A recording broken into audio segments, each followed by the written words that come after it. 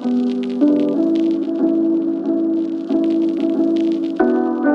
guys, welcome to the Rebirth Podcast. I want to thank you guys for watching and for listening. In this podcast, we talk to individuals that have had to reinvent, recreate, and reimagine in order to grow. But before you watch and listen, I want to remind you to subscribe, to like, to review, and to share this episode and this podcast with everyone that you know. Thank you so much and enjoy. Cristela, what's up? What's going on? Oh my God. I want to call you Martinez because every time I see a Latino like last name or something like that, I feel like I'm like in Texas playing high school football where like we just call each other by the last name. But you know. It's like the military, so I'll just roll with it, right? That's right. But you gotta say it. You gotta say it like, like the way it's supposed to be said. Martinez. Like my daughter, I had to we were at the doctor. I took my daughter to the doctor the other day, and we live in Austin, Texas, in the community we live in. There's not a lot of Latinos. And so, there's a lady, her last name is Jimenez. And she's in front of us, and the tech comes out and she's like, Jimenez. And I looked at my daughter and I said, that's Jimenez, okay? Just so you don't repeat the same mistake. And you should get accustomed to people probably starting to say your last name instead of Martinez. They're going to start saying Martinez, especially in the South. That's the way I grew up. So I actually, but see, I had them. I thought you were going to say Jimenez. Throw it all out there. It's all possible. You know what I had to refrain from doing, and this is bad too, is I had to refrain from Cristela, dime cómo está, wanting to speak Spanish to you just because I don't speak Spanish frequently enough. And so I get insecure. So when there's another Latino that speaks perfectly good English, I'm like, no, tenemos que hablar en español. We have to speak in Spanish. And it's like, I'm the same why? way. I find myself doing that because, Spanish is my first language, and I love speaking in Spanish. I don't get the chance to speak it very often. Yeah. So, when and it almost sounds awful, but every time I see someone that looks like they speak Spanish, I want to be like, "Oye, ¿cómo estás? No, está bien." That's what I I'm get saying. excited about it. And then I've done it so much that when I do it to people that I come across, as I walk away, I look back and I notice they're kind of like, I speak English. What?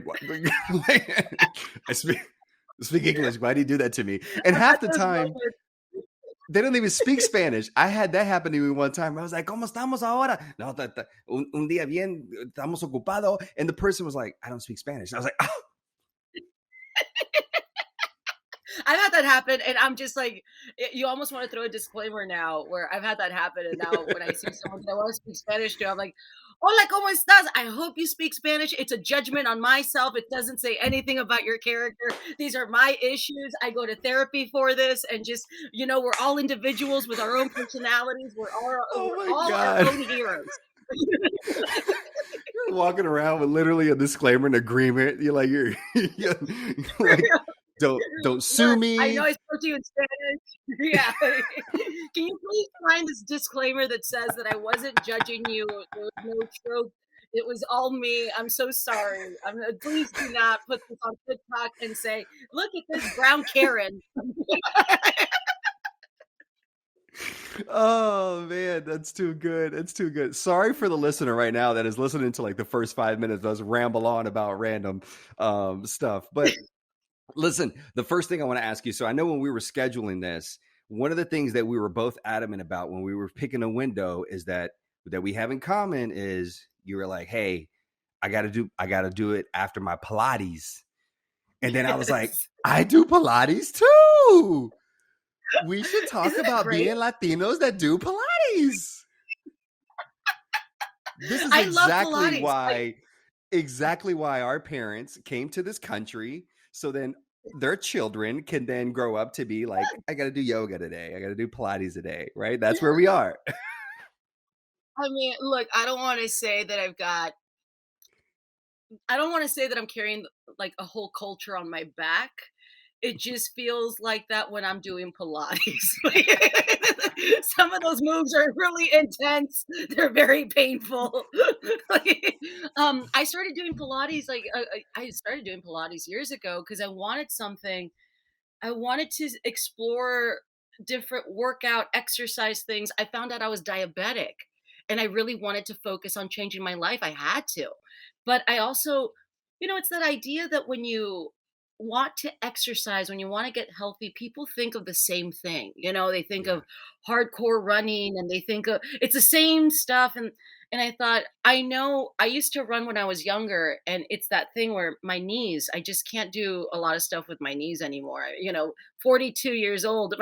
I'm at that age now where my body's like, yeah, we're just gonna let you know when we don't do things anymore. So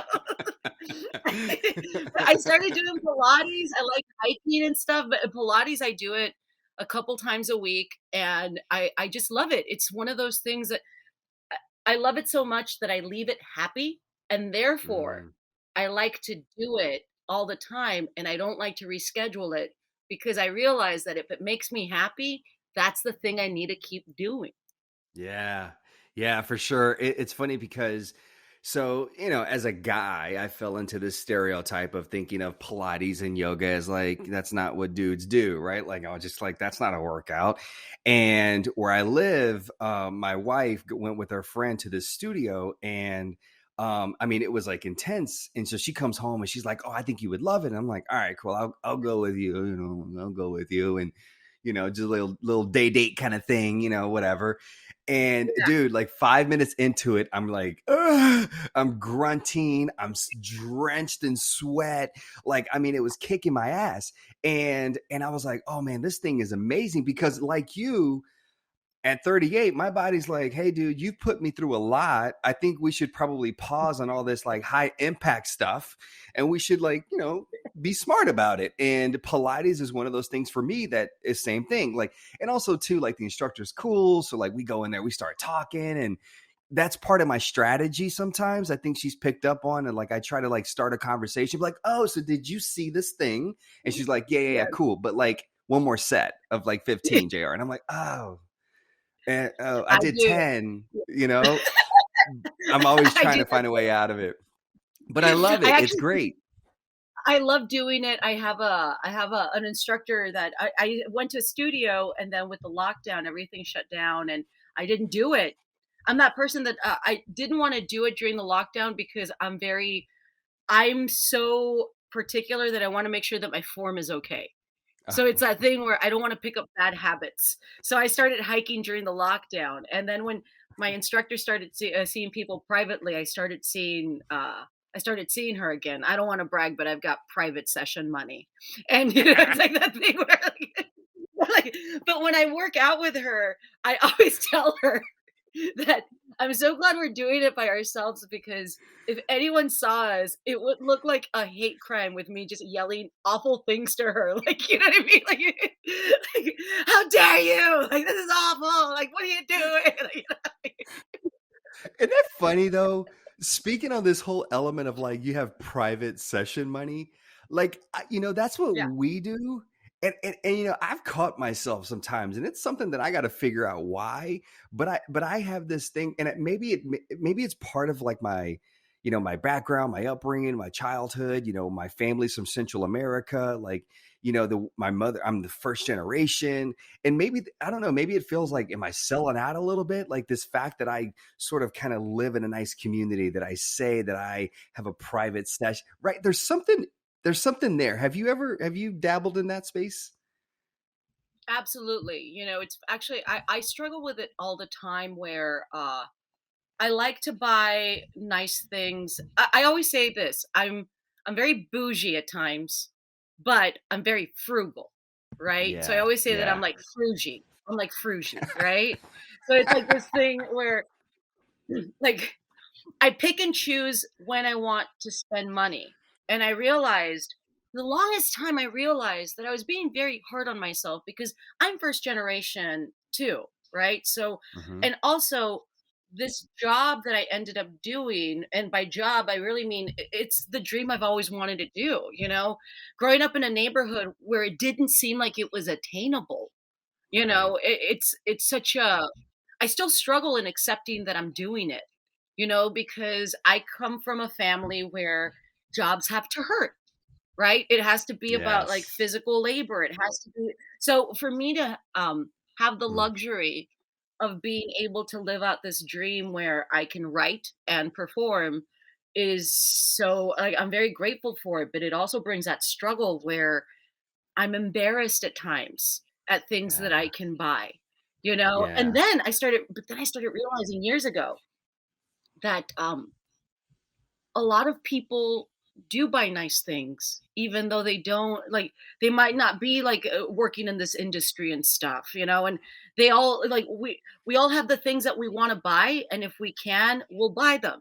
And then I Right. realized, you know, like me, when I started doing the private sessions, I felt very guilty about the Yeah. Pilates private sessions because it seemed very excessive. And then I thought, you know what? There's so many people that spend money on different things. Why am I working so hard in creating this problem for me where I'm spending this money on something that makes me feel good, you know, that makes me exercise? Why am I giving myself this pressure?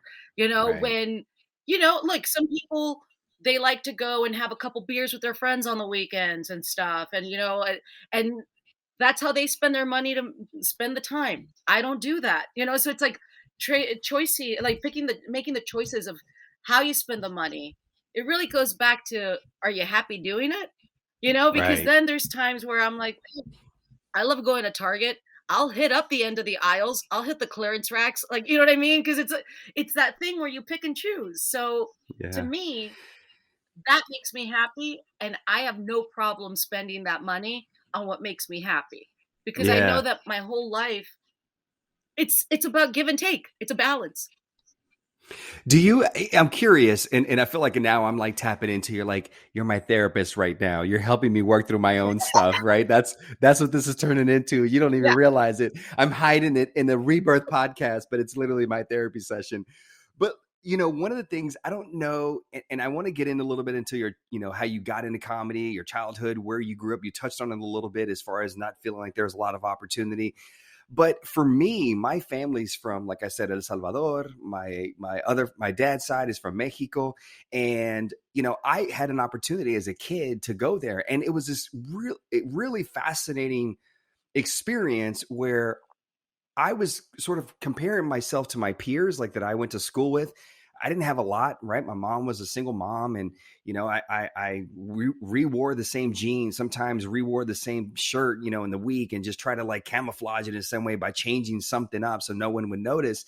And I just remember really early on identifying that, like, oh, like we're poor, like we don't have a lot, because I would compare myself to everybody else. And then I go to El Salvador for the first time when I was 6 years old, and I get this completely different perspective, right? Because my family, where they live, they're not in San Salvador in the city. They're like third world country, like in the woods in a carpintero, and where there's no lights. The bathroom is the woods. You shower and like in a creek, like it's that type of living. And it gave me this different appreciation for, like, oh, as much as I may not have material stuff in the US, I have lights, I have water, I have a roof, I have the ability to go to school. Like, that's a law. I have to go to school. And as I grew up and as I became an adult and I started creating some success for myself, what I found was there was this tug that I was sort of experiencing, this guilt, like you mentioned, where I'm over here doing privates. I'm over here, even in one of your comedy skits, you talk about you were at Bloomingdale's, the clearance, but still you were at Bloomingdale's, right? And like, if I'm at a nice store, if I'm buying something nice, I sort of struggle with this guilt of, like, I think of my family that, like, damn, they can't even right now. They're like, yo, I would love to have an avocado to have with my meal, right? And I know that Right. sounds extreme to someone listening, but trust me, I'm not exaggerating to be funny. That's legit. Did you ever have that struggle, and do you still today have that struggle? All day. I mean, look, uh, so I spent a lot of my time in my childhood in Mexico. my same thing. My mom was undocumented, and when she was getting her resident alien card, which I love saying the name of it because it just sounds like what it doesn't sound like a real Right. thing, but that's what it's called. You know, Right. she ended up when she got her card, she was able to go to Mexico, and she hadn't seen her family in decades. And when so she took me, and I was a child. I was a little kid, and same thing, right? Rancho, no electricity, no water. When it got dark, it got dark. The Mm. bathroom, like I remember, like, you go out into the fields to like go to the bathroom. I remember like being a little kid on the fields, like doing my business, and then all of a sudden I get knocked over by a pig that just came from behind me and, like, knocked me down. Like, that was, like, life in Mexico, you know what I mean? Where it's just, like, the pig is just aggressive and, like, it's just, like, coming at me and all like I slept with their husband, you know what I mean? Like, the pig's all like, "What is going on?" But, you know yes, it is that thing. Sometimes it's that guilt where, I struggle with it a lot, and I've thought about this a lot because there's times where I'll buy like a nice bag, right? And I feel Mhm. guilty about the bag. And even now, there's bags that I bought 10 years ago that I've never worn Mm. because I feel guilty about using them. But I really wanted that thing, you know? But it's that thing where I'm like, now I'm actually literally going to therapy working on this, where it's this thing that what it represents to me is this fear of being judged by other Yeah. people in how I carry myself. And then I realized it's not about that. It's like, does it make you happy? Because now we live in a time, especially with social media and everything, you're never going to make everybody happy. You're not even going to make 10% of the people that follow you happy. So you got That's to true. be what you want to do because, it's that thing I talk about. I was talking to my therapist a while back about this pink suit I bought. Bright pink suit. I loved it when I saw it. I was just like, man, that is a great, like, it's like blinding pink, right? Like hot pink. But I saw it because I'm like, I love that suit. And I was telling my therapist, I haven't worn the suit. And it's because it's a nice suit and it's also like a very dressy suit. And I feel like the suit represents this lifestyle that I kind of intentionally shunned for a long time, that Mm. I just liked. And my therapist said, "You got to wear that pink suit." She's like, "You got to start wearing that suit because you bought it because you liked it, which means that that suit's kind of you." So Yeah. when you're not going into these things and you're not using the things that you like and buy and what have you, you're not being yourself. So she's like, imagine what the feelings you would have, how you would feel if you used the things that you wanted to use that you were frightened of using. And I started Yeah. thinking about that and I'm like, it's so right because who am I doing it for?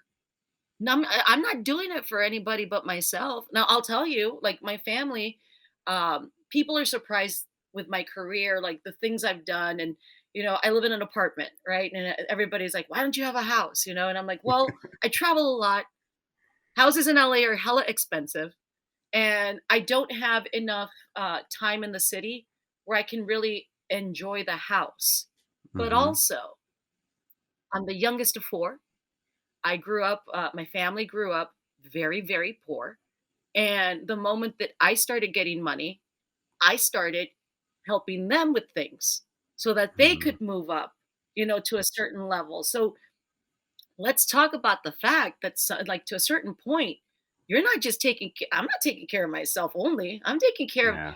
everything that happens with my family. You know what I mean? Yeah. So if I'm doing that, you damn right I should wear that stupid pink suit. You know what I mean? Yeah. It's like, why am I doing that? It's like, Yeah. it's because we are our own biggest critics and we are the ones that stop ourselves from enjoying life. And Yeah. that is something that I just accepted that just started working on in the past 2, 3 years. I love that. And you're so right. It's almost as if, and sitting here listening to you, I'm thinking about my own process and thoughts around it, it almost makes me feel like, am I selling out? Am I, should I still be living that same life that I lived as a kid? Because if I have anything nice, then I'm sort of selling out and I'm not the same person I was. But I mean, at the end of the day, that was the whole purpose, right? Of working hard, of giving us an opportunity to be able to enjoy the things that we have and we get to enjoy. I think that we also have to change our perspective in that it's not Jared, it's not about like selling out. The way that I see it, it's that we have to show people that we're there too. Ah, Because that's the thing is that so many times, when we talk about like representation mattering or blah blah blah blah blah, what we're saying, the overall theme, and this isn't just in Hollywood or anything, representation in general. What we're saying is that we need to show people that we're there too. We've always been there. We always have been there. So it's mm, not about selling out. It's about actually showing people, like, for example, we were talking about Pilates. The fact that like two Latinos are having a conversation about how they enjoy Pilates, that yeah, actually shows people, hey, we're there doing Pilates. When you yeah, think that, when we're in this time and place where it's so easy to generalize yeah, what our culture is, what our culture is like, that just by saying that we're doing Pilates shows that we're some of many yeah, Latinos that are doing Pilates, which means guess what? Latinos, it's okay to do Pilates. Check it yeah, out. You know yeah, what I mean? So it's yeah. nothing. That's how you got to think about it. It's not about selling out. It's about actually showing that we can be there too. I love that. That's so, all right. That's good. I'm going to text my instructor now and be like, let me do an extra session because Cristela told me it's okay. Throw more money at you. So I'm going to throw more money at you. Okay, well Uh, now you're just showing up. Okay, now you're just showing up. Now, like, look, there's a line between selling out and now bragging. I So I crossed don't that know. line. You gotta keep So, there's something really, like so far you've been, and you were talking earlier and you kept saying the word therapist, and therapist, and it. therapist with your therapist. And I find that so empowering and so rewarding to hear a Latina, another Latino to be talking about therapy because, as you know, in our culture, it is not something that I mean. My mom, I remember telling my mom, like, "Mom, like you lost a kid, you almost lost me. You've been through a lot in your life. You should go to therapy." And she's like, "No, eso es para la gente que están locos, right? For everybody that's crazy, that's who goes to therapy." And I'm like, "That's not true. I've gone to therapy. I'm not crazy. I'm just Right. I've lived life. I've Yeah, lived, and things yeah. happen." And at what point did you? Because I know comedy sometimes can serve as a sort of a sort of a little bit of a therapeutic outlet. But at what point did you decide, okay, it's not just going to be limited to the stage of what I do for a career comedy wise? I'm actually going to take it into this private room with a professional that can help me work through whatever it is. You know, I got to the point where I was so sad. I was feeling so weird. I couldn't explain it, and nothing made me feel good. Nothing made me feel better. And it was never that I shunned therapy or anything. It's that I never had access to it. So it was very foreign to me. Mm, That's another thing about growing up with no money is that growing up with no money means that you don't learn about what's available to you to help you. Right. right. So I had this time in my life where I was miserable and I didn't know what to do. And, you know, um, one of my best friends, Steve, is the one that suggested that I go to therapy. And I was all about it. And I ended up going to the therapist that I went to, referred me to a psychiatrist. And now that sounded scary That because sounded that's a intense. psychiatrist. You know what I mean? Because then, like, you're like, whoa, whoa, I whoa, can't do whoa. anything Like, for what? you, but a psychiatrist can. Yeah, so I went to the psychiatrist and I was lucky enough to like and I still work with him, but man, what a blessing this man has been in describing what mental health is, Mm, And one of the best ways he described it, he suggested I go on medication. And immediately because of the way that the culture sees it and the way like my friends and family, my circle has seen it. It really scared me, the idea of like Yeah. going on meds. And he described it so wonderfully where he said, your brain is kind of, it's kind of like a circuit box. It's like like the ones you have at home. And what happens is that sometimes one of the circuit breakers is gone. It's not flicking. It doesn't turn on. That's what the meds do. The med will Mm, make that turn on. And it's just something it's part of your health, And when he said that, it made sense. And then and he asked me, like, it's like, "Well, you're diabetic. Do you take medication for diabetes?" And I'm like, "Yeah, I do."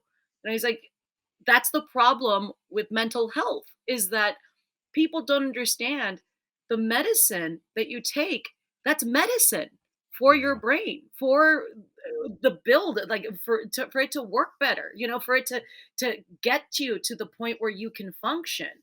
He's like, Mhm. if a doctor tells you that you have high blood pressure, you might take medicine for it. You don't say, "Oh, well, that's weird." He's like, but it's been so many years of people saying that, it's taboo. It's like what you were saying about your mom, like only crazy people go to it. Because for the longest time, that's what people kept saying. You know what I Yep. mean? And it's that thing where you realize like it's such a common thing that it almost becomes like the truth because it's repeated so many times. Yet we Yeah. never ask like, is it? And for Mhm. me, I gotta tell you, man, I found out I had anxiety and depression and I got Wow. meds on it and I take the medicine and I gotta tell you, my life improved so much. It changed so much.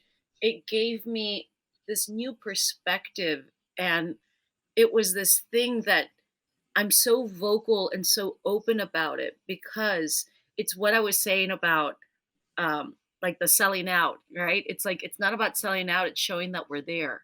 So for Mm. me, because therapy and but working on myself on this level has changed me tremendously that I will go out on a limb and tell people what I've gone through, what I'm going through, because I'm so much better for it, Mhm. And it's like you want to show people that they can feel good too, because we live in a time, life is about just like messing you up sometimes, It's like the good is good and the bad can be terrible, Yep. So it's like if we already have to deal with that with circumstances, why not work on ourselves to be prepared to handle those moments as best as we can. So for me, like I talk about it all the time. Like I even do a joke in my set right now about how like, that saying they say money can't buy you happiness. I'm like, oh, that's not true. Like I got money, I I got health insurance, I was able to go to therapy, I got put on meds, like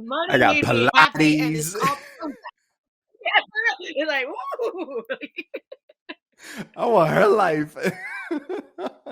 But I love that though. I love that you've come around to this place of where you're like, hey, listen, I identify one that the circuit breaker was probably not clicking exactly the way it should have. Mhm. That I put myself in that space, and now I identify that it's a healthy thing for me. I hope more people, especially what's transpired in the last year and a half, I hope more people start to come around on this notion and this idea that mental health is not something that, for a very long time as a veteran, I would always hear sound bites of it. It was exclusive to people that were in the military or first responders. That's who dealt with it. PTSD, right? Nobody knew what it stood for, but everybody Mhm. was quick to be like PDSP. You got that, and it was like they didn't know what the hell they were talking about. They just heard it somewhere, and they just wanted to throw that out because that allowed them to understand something. And so I love that people Yes. over the last year and a half have started to come around on this notion that, hey, listen, all of us have trauma in our lives.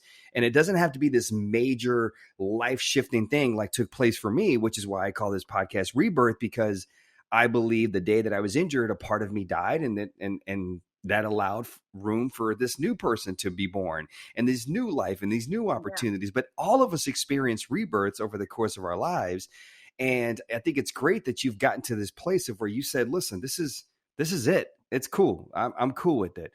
Because that's one of the most rewarding things that you can give yourself is the opportunity to just find a way to like navigate and live life and not just be content with being alive. I also think that, because you mentioned like the PTSD, and it's true. It's like when you use terms like that, it's like if you don't really discuss it, it becomes so common that people Yep. use it incorrectly, or they don't know how to use it, or they don't, whatever it is. And also I have to say that, I have veteran friends that, it's a sign of strength to be able to try to handle your problems by yourself, Yeah. but really Yeah. when I started going to therapy, I had veteran friends that showed vulnerability because they felt like I could understand what they were going through, because I was very open with things that I was talking about, and I was trying to explain to them, like, working on yourself, going to therapy if you need it, that's not weakness. It's actually shows more strength, Yeah. and that's what the thing that we have to teach ourselves is that, it's like, especially, you know, with that certain group of people, with veterans. And I say this because one of my dearest friends I've gone through that with them where, they really kind of let me know how much they struggle kind of in silence, Yeah. and how, because I'm so vocal about it, they felt comfortable talking to me about it. And it's because you kind of have to make it seem it is, it's a way to take care of yourself. There is Yeah. no limits to how we can take care of ourselves, But yeah, you're right. It's also when we think about you know, the the post traumatic, part of it, you have to show it's like trauma comes in so many different parts of your life, Yeah. and it's that thing where like that's and it's okay. A lot of us don't even know that we have it. And Yeah. it's just the way that you grow with it and learn with it and what have you. It's like there's so much room for growth that, for the longest time I didn't know that that's what I needed. And Hmm. now I feel like in the past 5 years, if I went back 5 years to see myself where I was, I wouldn't be able to recognize myself right now. Wow, really? And that's saying a lot considering, 5 years ago. I mean, listen, I think when people when they're listening to this episode, they're going to see your name, they're going to see your face, they're immediately going to recognize who you are.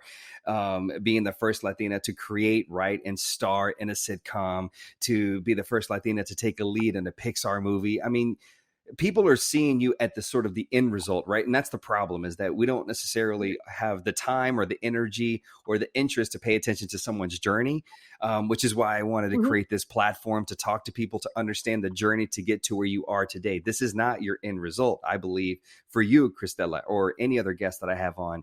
But I want to know about the journey that led you to get to this point for people to understand that, oh, there's some similarities there, right? Like, okay, there's Yeah. a lot of commonality between what that person that I see on a screen or on a stage and how they manifested that and how they got to that point. Oh, they kind of went through the same shit that I went through. Oh, that makes it a little bit more relatable, makes me feel like I can probably do the same thing, maybe in a different stage, whatever. But before you became this person, Cristela, that people know, I mean, how did you, growing up in Texas, I mean, literally one of those border towns of Mexico, how, Yeah. how, how did you get into comedy, theater? How did you get into this space? It was this thing where I was growing up in this border town. My mom was working, she was a Mexican cook at a restaurant, working double shifts, she made like 150 bucks a week, you know. I've spoken about this before. Like the first 7 years of my life, my family, we squatted in an abandoned diner. So we were like pretty much homeless for the first 7 years. And I had no clue because I was so happy with my family. We all loved each other, everything. It's that thing where we made do with the very little that we had, but man, the memories I have as a kid are Yeah. full of like a lot of happiness and joy. Yeah. But because my mom worked all the time, the moment that we could afford it, once we left the diner, we ended up moving into this little house where I shared a twin bed with my mom till I graduated high school. And, we got cable, and cable became my babysitter. Mm, Like I grew up in the 80s, so I was like a latchkey kid. So I would watch cable all the time.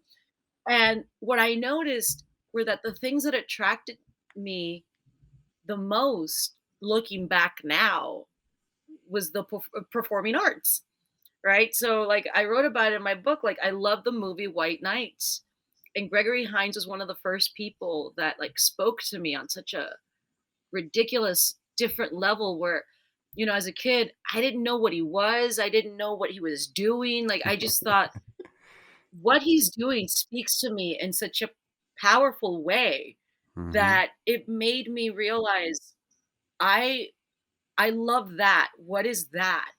And in the scene in the movie, he also does like dances with Barishnikov, and for me, Barishnikov, like they have a scene where they dance together. I'm like, this is like as a little kid, I'm like 7 or Yeah. something, and I'm thinking, what is this? And I started noticing that back in the day, kids, before A&E was about like, what it is now, it was arts and entertainment. Yeah. And they had this show on Sunday mornings called, Breakfast with the Arts, and every week they would do something different. They would cover, like, an opera, they would have a musical, they'd have a ballet, and I always Mm. watched it, and I just didn't know why, and not knowing, I didn't wanna do any of that still, Right. because, again, at that time, I'm like this little kid, first generation, I'm translating everything for my family, I'm, like, helping my mom with medication, we're going to Mexico to buy the medicine cheaper, like, oh, like, it's my Wow. whole world is totally different, and, Yeah. it wasn't till, so for me, I thought, "Well, that's what these people do.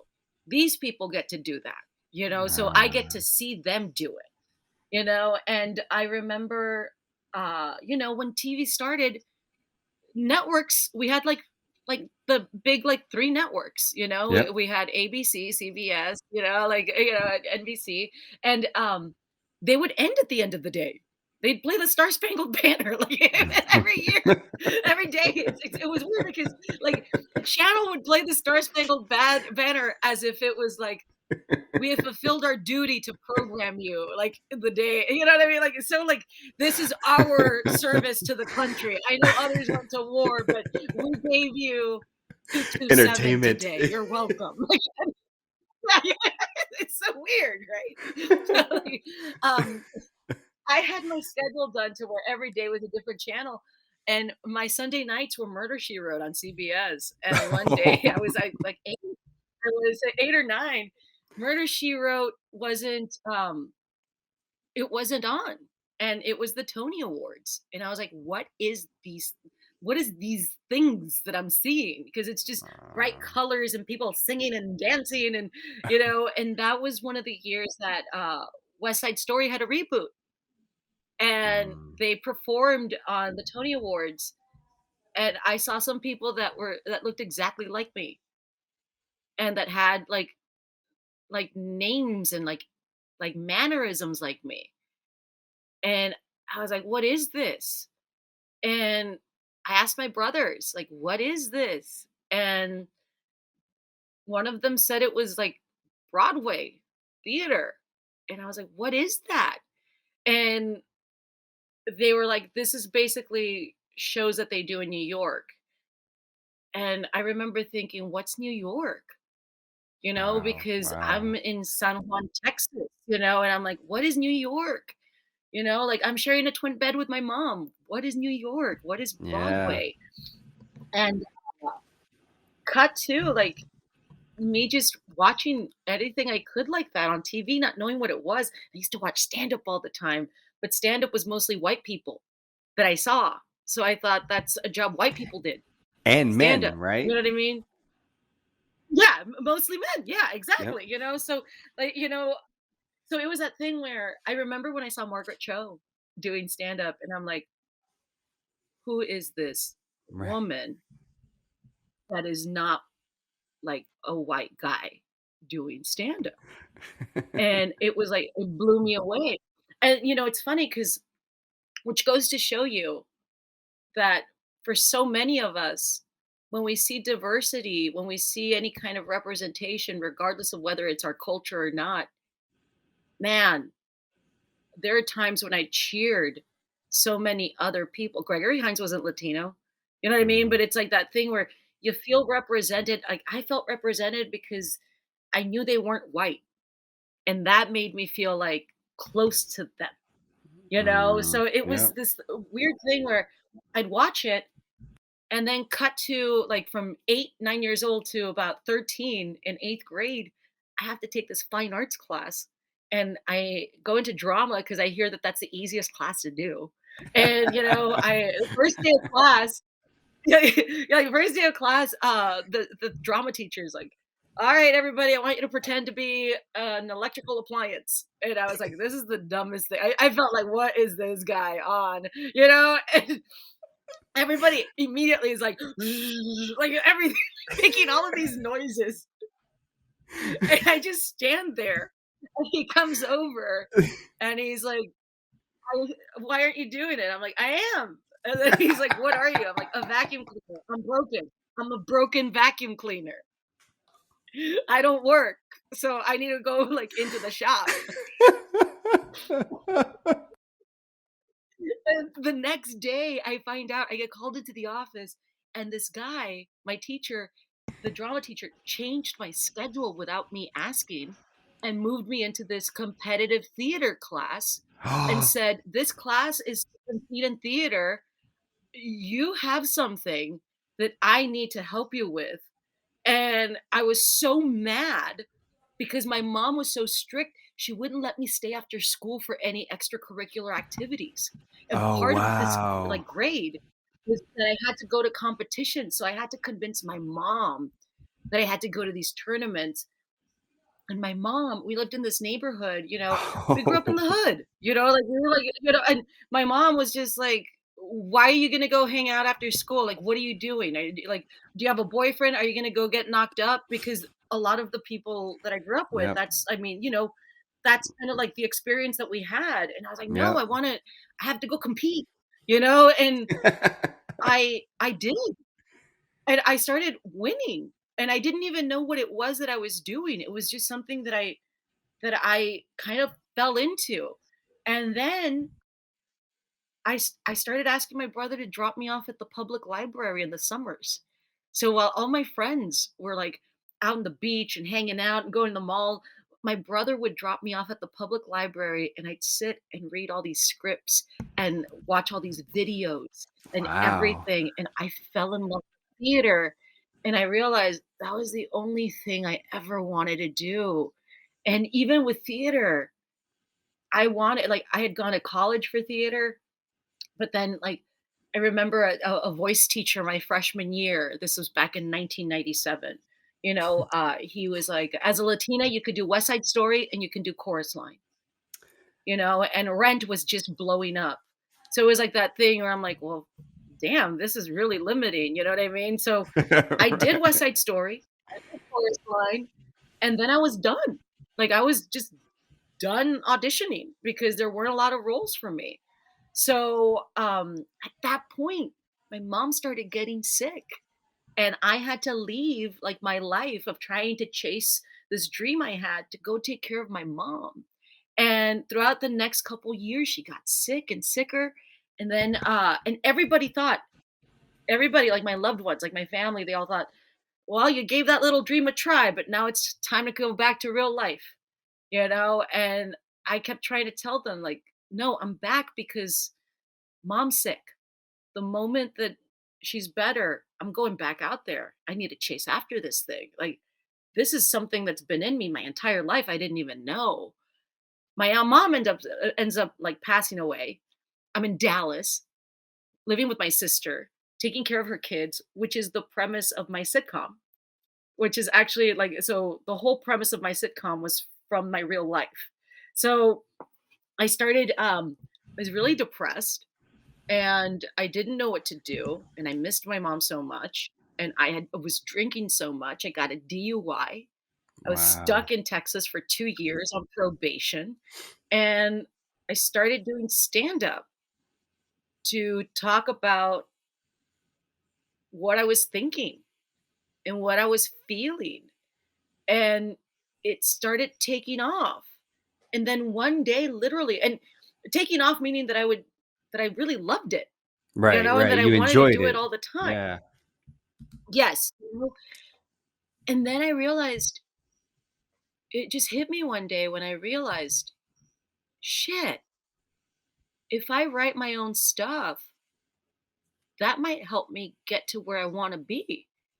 Mm, Because the problem with theater was that if I did West Side Story and Chorus Line, what? I'm gonna have to write my own musical to be in a musical to get cast yeah. as in the musical. So I thought I'm gonna write my own stuff, and I started doing my stand up and writing my own stuff. I was touring colleges. I did Conan, and then some producers saw it. They were like, "Have you ever thought of doing your own show?" It was basically like I had this college comic that booked me, like this agent that booked me for colleges. He got fired from his agency, and then I moved to another agency. And at the signing meeting, I moved to WME, which I'm still with right now. And Mhm. we had the signing meeting, and I told them about my life, like the diner, everything, blah blah blah. And one of the agents there said, you should meet so and so. This is a producer that we're talking to. You need to meet them." And I was like, "Okay, sure." Sends me next day to meet this person. I don't know that I'm actually pitching a show to this person because they're like, "Do what you did today. Just talk to that person. Go ahead, blah blah blah." So I meet this person, and they're like, "Have you ever thought of doing your own show?" And I'm like, "Never." Like absolutely never because uh, I'm like, I don't know if you've seen me, but I am a Mexican American girl. I am plus size. I have a crooked tooth at that time. I'm like, this is not what you want on TV normally, you know, like at all. Because that's another thing, right? Is that in this business, they always try to make it about looks too, right? Mhm. So you get Yep. conditioned that if you don't look like everybody else, oh man, it's gonna be hard slash impossible for you to get anywhere, at Yep. least back then. Yep. And, uh, I I got asked if I wanted to develop the show, and I said, "Fine, I guess," not believing I ever had a chance. But honestly, not putting not having that pressure on me made me really kind of develop the show that I wanted, because I Mm, knew that if it didn't go my way, I already wasn't expecting it to, which is a right. really weird way, like, it's a weird way to think, like, about it, That's why Yeah. now in therapy, I would never think like that. You know what I mean? Or, like, I'm trying to fight those thoughts, but back then it helped me. And then Mhm. the show got picked up, and I didn't even know what it was, like, I had no idea. And then, like, uh, the show got picked up, the show got canceled, I started doing stand-up again, people came and started, like, selling out my shows because they watched the show, Yep. and they just wanted to see me. Then a year later, I shoot my Netflix special, and immediately I was just like, "What is going on?" And then I became this Latina in Hollywood that is known for writing stuff and performing it too, which Right. isn't something that you see a lot of Yeah, that isn't in the common. business. Yep. You don't have Yep. a lot of, you know what I mean? So immediately I was like, "Oh, look at that. Like, I can write my own shit. This is how I'm gonna do it."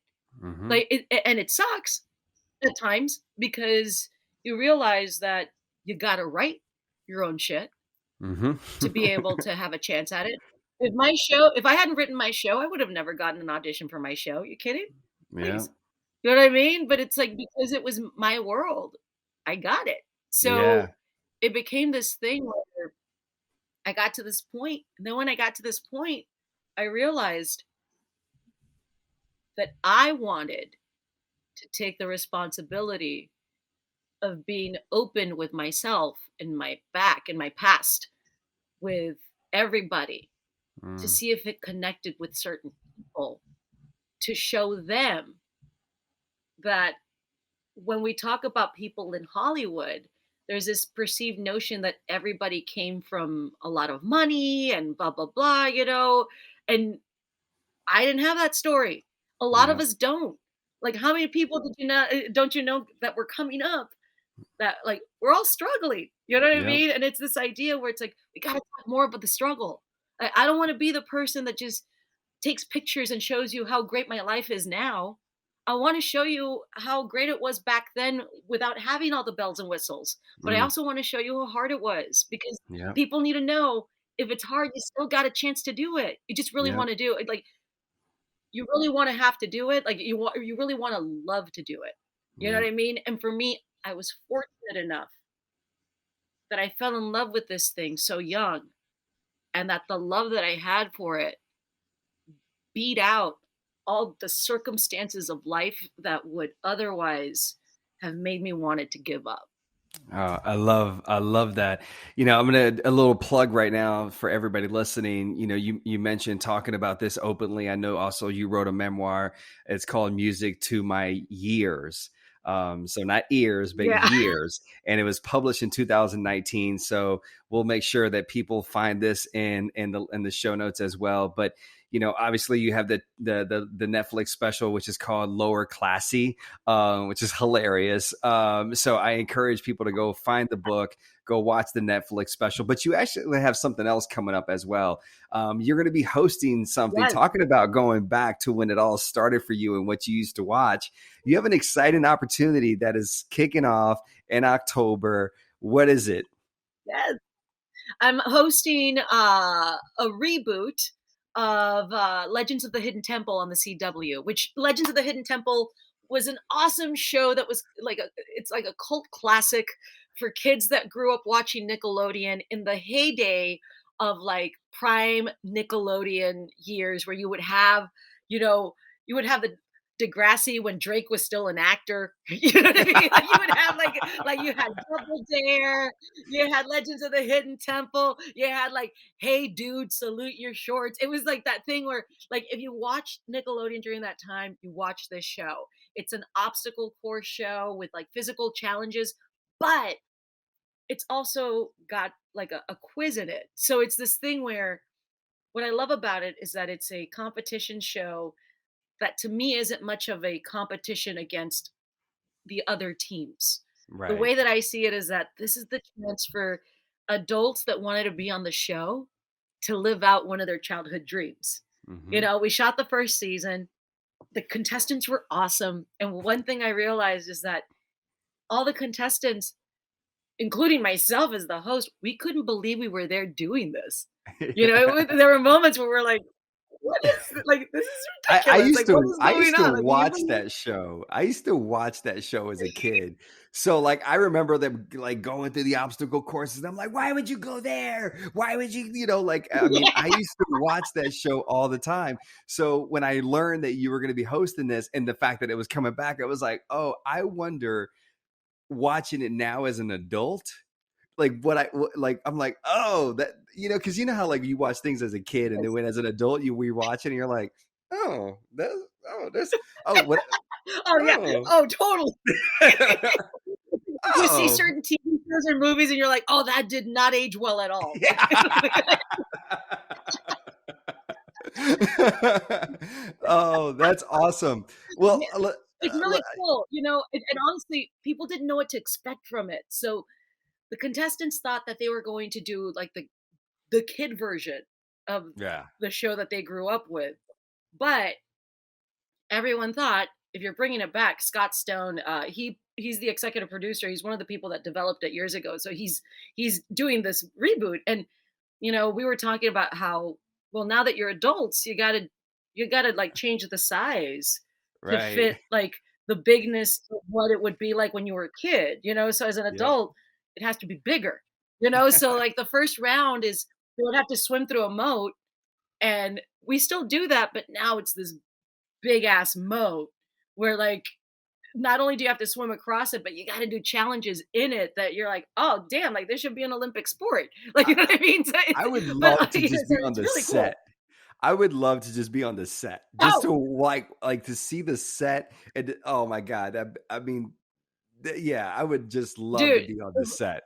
next time if we get picked up to second season, you need to come out and you need to like you need to come out to it and like hang out and just I'm check like, it out.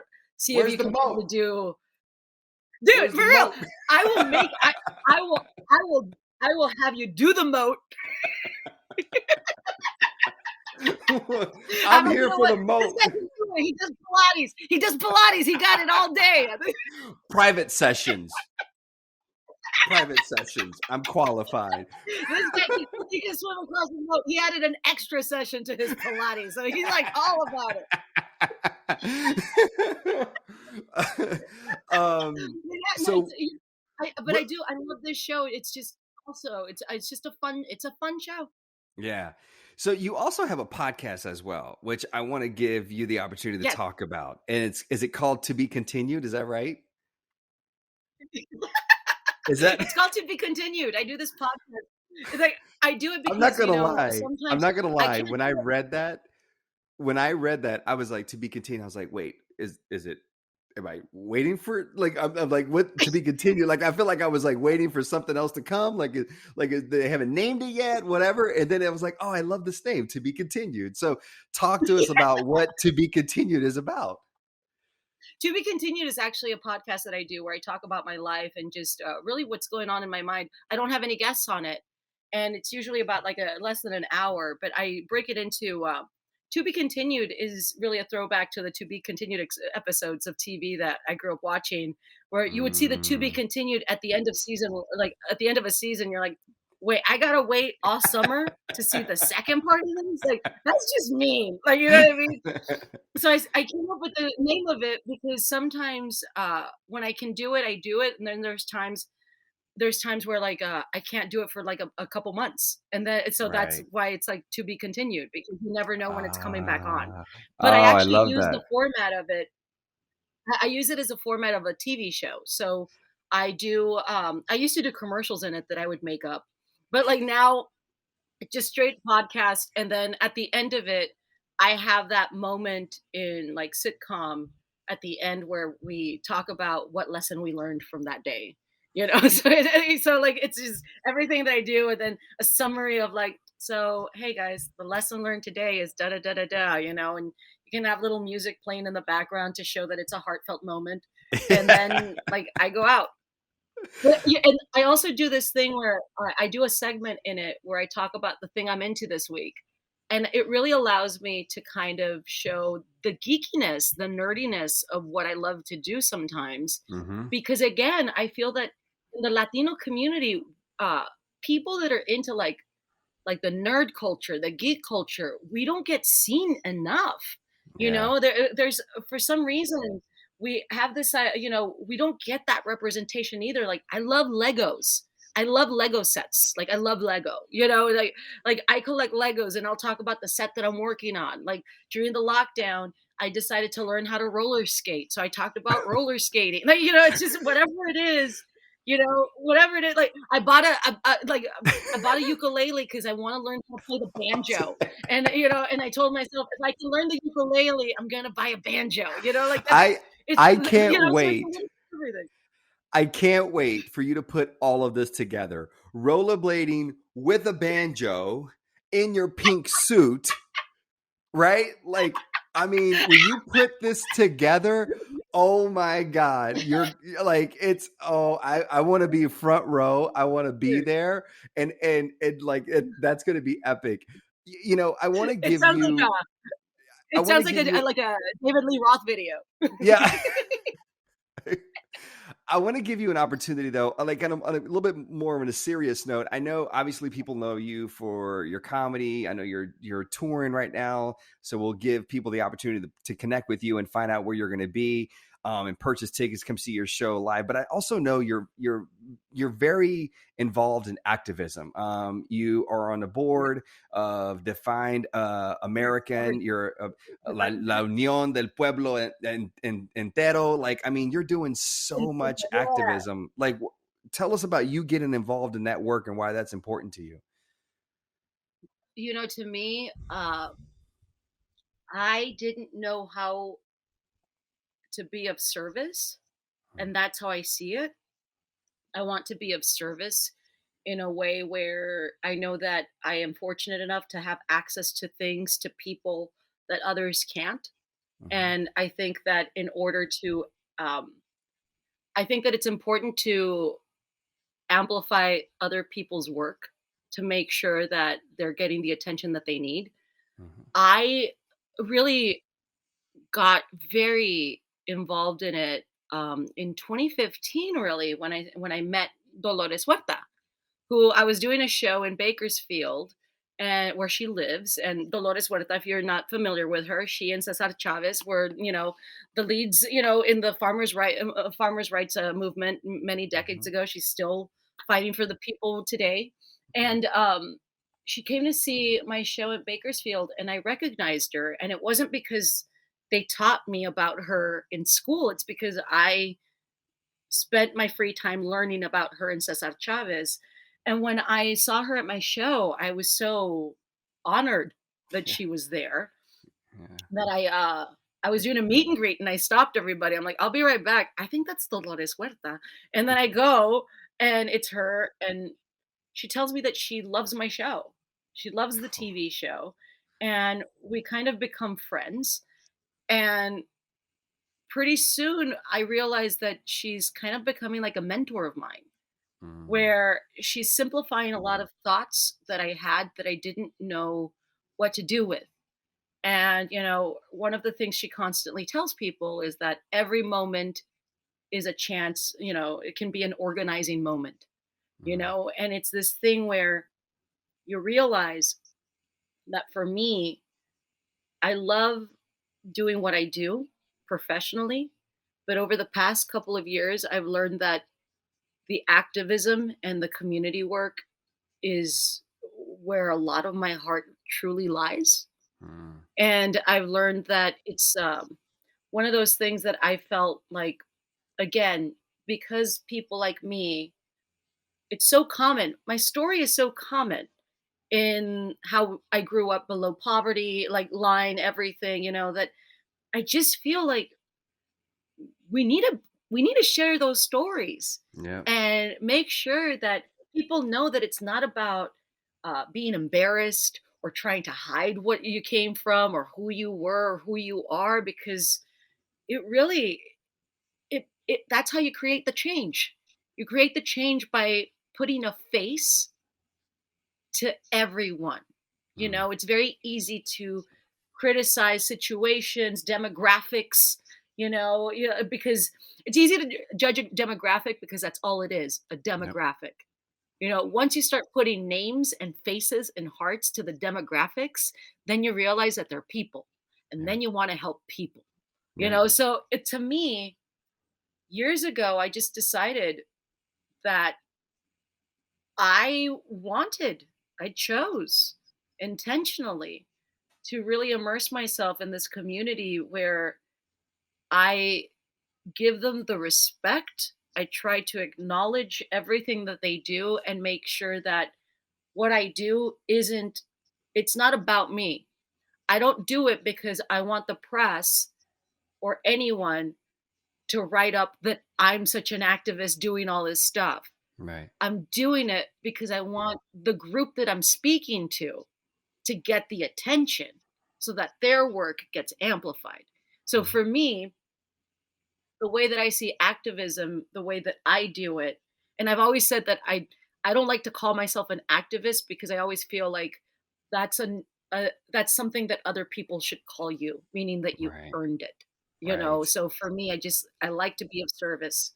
But it's that thing where I just to me I really love to meet people and really see how they work and just try to connect people with others. And also, I'm at the point where I just don't care, Mm. and that's part of the beauty of like, I don't care what people think, how they judge, what their opinions are about whatever I think and do when it comes to any kind of work that I do, because the important thing is that I'm doing the work that I believe in.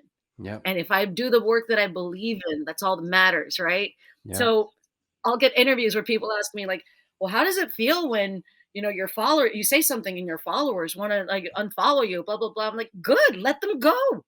Like they you know what I mean? It's like somebody will come and replace them right away. Yeah. But I'm not going to change my opinion or keep it quiet or what have you because, you know, uh, you know, what is it? Labyrinth 74 is upset, like I don't care, like, like who cares?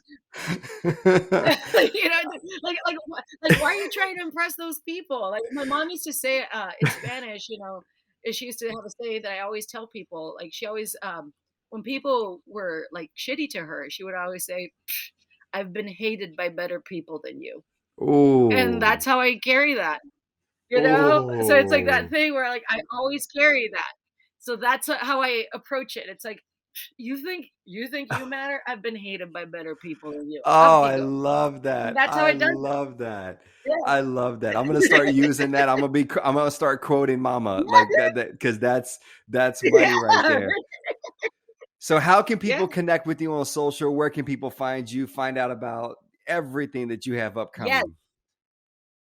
Okay, you can go to my website, cristelaalonzo.com. On Twitter and Instagram, I'm at Cristela9. And my podcast is available anywhere you listen to podcasts. I mean, like MySpace, I think it's even on there. Who knows? It's like the soundtrack when you land on someone's page. It's your voice. It's like the Yeah. intro for your. Yeah, you go to my MySpace podcast page, it's got glitter graphics, Thomas still my friend, like, Oh man. Yo, like Cristela, this was so much fun. This was more than what I expected. Like I said, I've watched you from afar for years. Do your thing, represent women and the culture, the community in such an incredible way. And I just really appreciate you taking the time to come on this podcast and rap with me about life and more importantly, being so vulnerable and open about it. I know you do it in your profession, but to be able to do it on my show and my platform for my listeners, for another young Latino, Latina, or just somebody that's not, right? Like, doesn't have to be, but just somebody else to be able to connect with you and say, oh, wow, I remember seeing her on a show. I remember seeing her do this. I connect with her. So I really appreciate you taking the time to come on. This was so much fun. I'm not even joking. Like my cheeks hurt from like laughing so much. And I just appreciate your joy and just your perspective on life and everything that you bring to the table. and thank you. And also thank you for doing the podcast like this. I think that it's good, like as a stand-up comic, a lot of the podcasts that that I know of are always very like they're always very silly and stuff, and rarely do you get them because everybody's a comic, right? So Right. you rarely get the glimpses of like the human behind the joke or what have you. Yep. And I also think, it's something that reminds me of like something that Dolores has always that Dolores taught me years ago, where it's this thing where you tell your truth so that hopefully somebody can connect to it. Hmm. The number of people that connect to it isn't important, and that's one thing that we always talk about when like in regards to organizing, is that if you create an event and you expected 100 people to show up but only 20 did, it's not only 20 did, it's 20 people 20. that you didn't expect Yeah. agree with what you're saying and want to help, and they're there. So it's not only 20, it's 20 people. Yeah. Meaning that like I like to speak about my life, and I like to consider myself an open person, because if there's even one person that listens to this podcast that just feels like it's familiar to them, then it's been worth it, Yeah. because it appealed to someone, it connected with someone. And in a world where we have so many platforms, any connection is an important, great connection to make. Yeah. I'm gonna package that soundbite, and when we go to like potential sponsors, I'm gonna say there may only be one person listening to my show, but it's one person. Come on, let's partner up. Let's do something. They're like, how many people listen to your show? One. Cristela said, if there's only one, then we're good. There's one person that needed it. So let's not focus on the numbers. Let's focus on does it make sense? The brand, the connection, the messaging. Just saying. I love that your brand is one person. That's it. That's that. I simplify it for myself. But honestly, I love that because I think, and I always talk about like leadership, and people always come to me, and I'm sure people come to you and they say, Jared, I want to be a speaker. I want to talk about my experience in my Mhm. life. And I'm like, well, don't start thinking that, oh, I got to hit 500 people up in one room.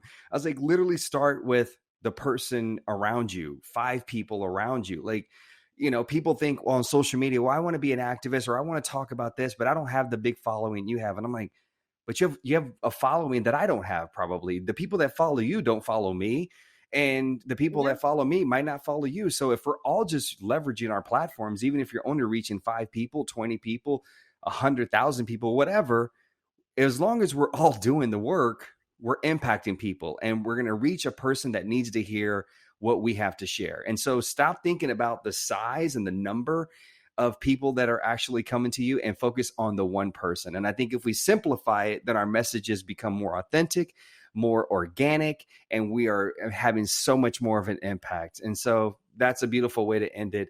Cristela, I thank you. I can't wait for us to link up in person, and meet and talk and just Yes. chat and laugh.